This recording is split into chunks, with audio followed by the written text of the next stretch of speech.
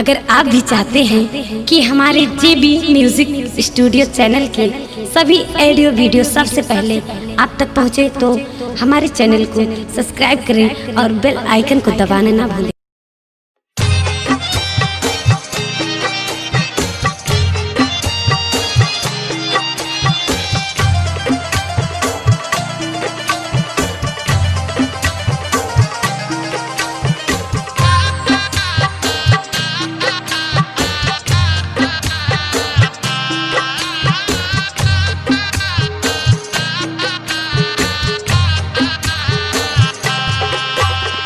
देवी माई के धमावा पे आजन बाजन बाजा बाजावाईब हो। देवी माई के धमावा पे आजन बाजन बाजा बाजावाईब हो। गोदिया में हुई है लालन माता दरस करे जाईब हो।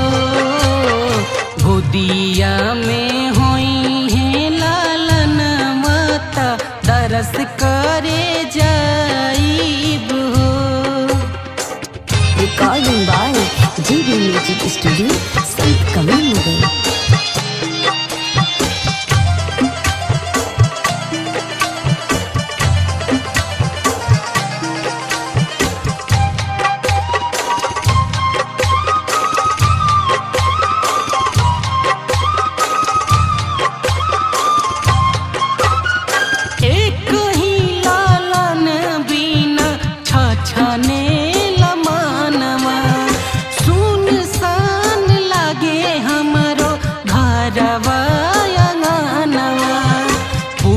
जहिया दिलावा के ललसाता जलसा कराईब हो।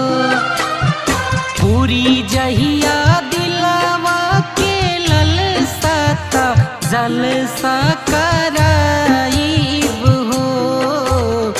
आंगना में कलसा धराईब पूजन करवाईब हो। आंगना में कलसा धराईब पूजन करवाईब हो।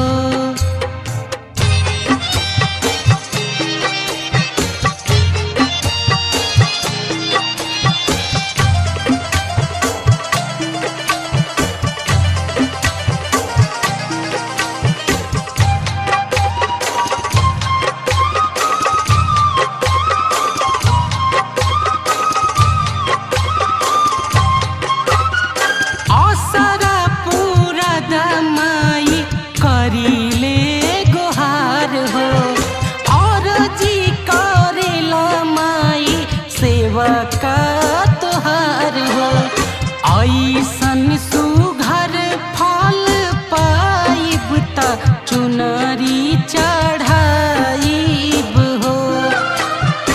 ऐसन सुघर फल पाइब त चुनरी चढ़ाईब हो। अमर सुधा करके बोलाईब गीतिया गवाईब हो। अमर सुधा करके बोलाईब गीतिया गवाईब हो। देवी माई के धमावा पे आजन बाजन बाजा बाजावाईब हो। गोदिया में दरस करे जाईब हो। गोदिया में